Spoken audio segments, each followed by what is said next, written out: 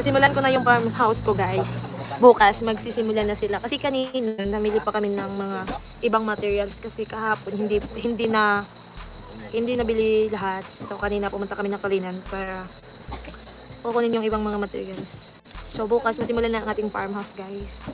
At nagkakautang-utang ang babae. Charis. Ang hirap pala magpagawa ng bahay, guys. Mahal pala, no? First time ko kasi. Kaso bawal na siya i-cancel kasi Pakyawan ho yun. Okay, pero hindi ko alam kung ano kasi medyo mahal yung materials guys. Ang mahal talaga. Diyos ko. Sana matapos yun guys.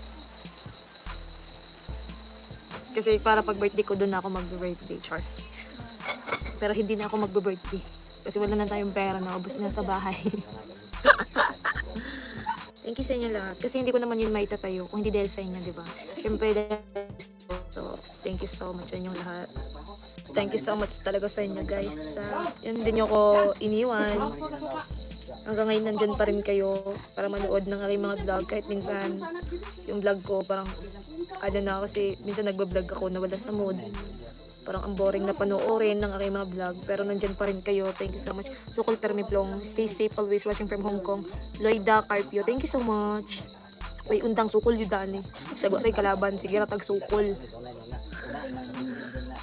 Sobrang pagod ko ngayong araw kasi grabe nagbiyahe kami pa Kalinan. Tapos pabalik-balik.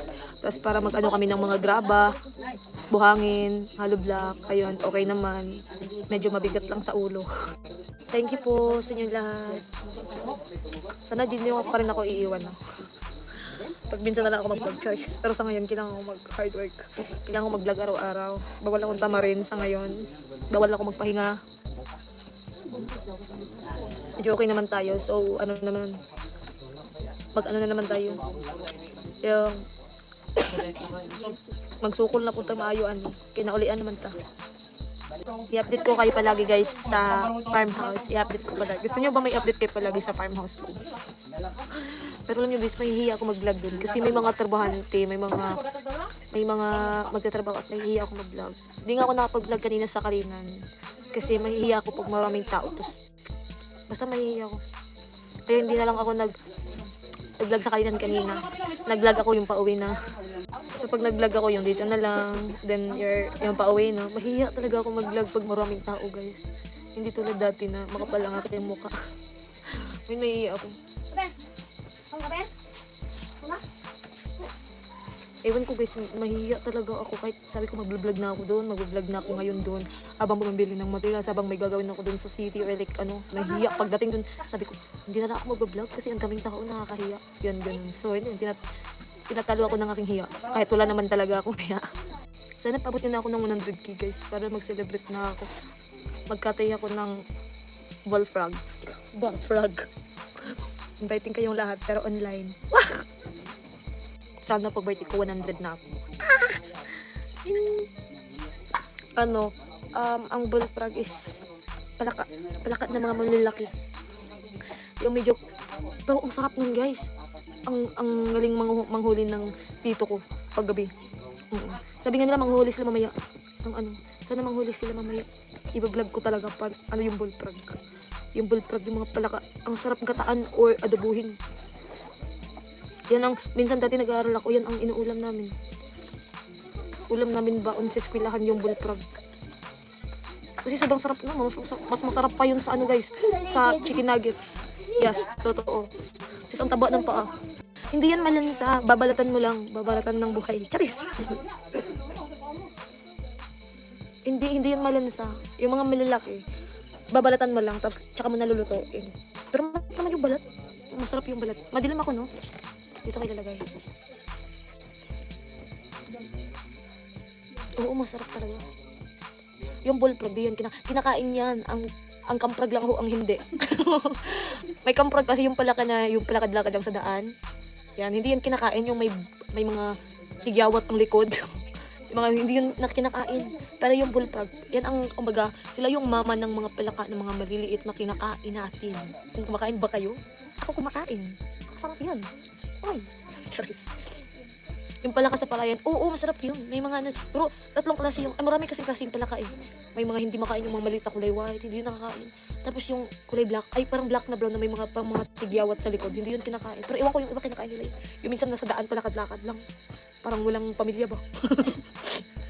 Bullfrog plus camfrog. Ano? Bullfrog plus camfrog. Bakbak. Yung palaka may laso na puti sa likod niya, hindi yun kinakain. Hindi naman kami nalalason, iwan ko yung iba. Kasi yung palaka na hinuhuli paggabi, masarap yun kahit hindi mo na balatan, kinakain yan. Basta linisan mo lang yung laman. Kunin mo yung mga bituka or yung mga salaman niya ba. Basta wag mong iwanan, wag mong bitawan, masasaktan ka. Hindi. Kamprag ang kamprag ang nakakalason yung nasa daan, yung palakad-lakad lang na parang walang pamilya ba. May bullfrog kami kilala siya. Hindi. Balatan nyo, tsaka linisan nyo ng maayos sa loob ng kaluluwa. Charis. Lalo na ngayon tag-ulan, marami sila lalabas sa mga gilid ng ilog, ganun, marami. Yung tito ko mahilig manghuli doon, tawag doon is manulo, nagbaki. Aray ko. O baki, yung baki sa palayan, lalo na pag umulan, dami yan sa palayan or sa kalsada. Oo talaga, totoo, ang dami. Dito, ang dami dito eh. Tsaka yung palaka, tsaka yung isda na yung madulas, yung parang ahas ba. Yung kasili ang tawag. Marami din dito. Pero kailangan mo siyang paghirapan bago siya makuha. Ganoon naman talaga eh. Dapat paghirapan mo pa bago mo makuha. May pag gano'n. Ayoko kakain ng baki. Ay, di wag. Ako kakain ako. Charis, nagagalit na naman. Pero ngayon, pagudmod ang tito ko, manghuhuli sila lang pala ka ngayon. Tsaka bullfrog, ipapakita ko sa inyo. Ano ang bullfrog para makita namin ano yung tsura. Sige, anong ew ko dun eh. Pag nanghuli yung tito ko, mahal talaga yan. Meron sa palengke ng mga binibenta na bullfrog. Palaka na maliit, yung normal lang na palaka. Yung bullfrog kasi, kaya nakakatakot siya tingnan or parang, hindi naman yan kinakain. Kasi medyo malaki at yung likod niya, pag hindi nabalatan, may pagka-yellow green. So parang masasabi mo na hindi naman yan nakakain or nakakadiri. Parang hindi.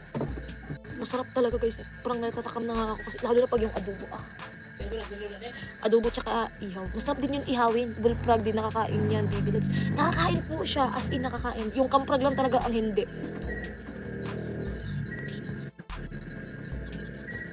Manwit ang bullfrog. Anong manwit? Yung manwit maliliit yon. Yung nadikit minsan sa dahon ng saging.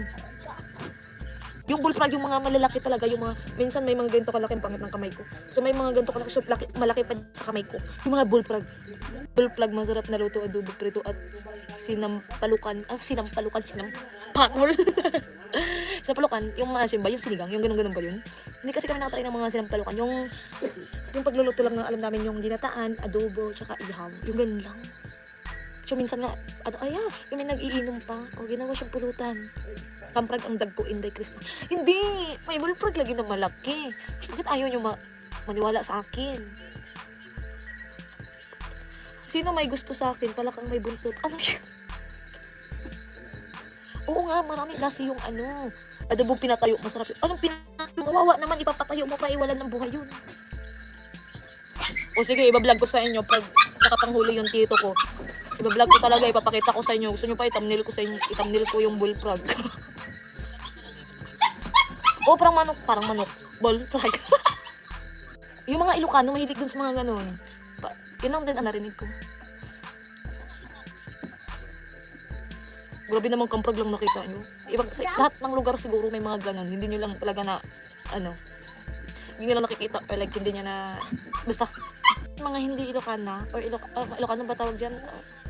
Kahit kami, nasasarapan talaga. Kasi dati, minsan nanghuhuli yung tito ko ng gabi. So, or pagdating niya sa bahay, niluluto. So, kabukas, ay natira pa. So, binabaon namin yan sa paaralan dati.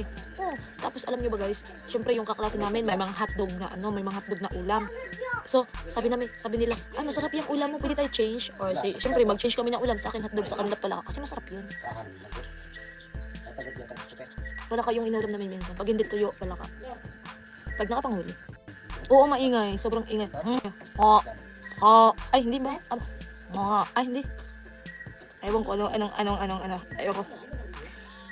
Wala, gusto lang sila makakita ng bullfrog. Hindi sila mo tuungan na bullfrog. Kamprog na daw.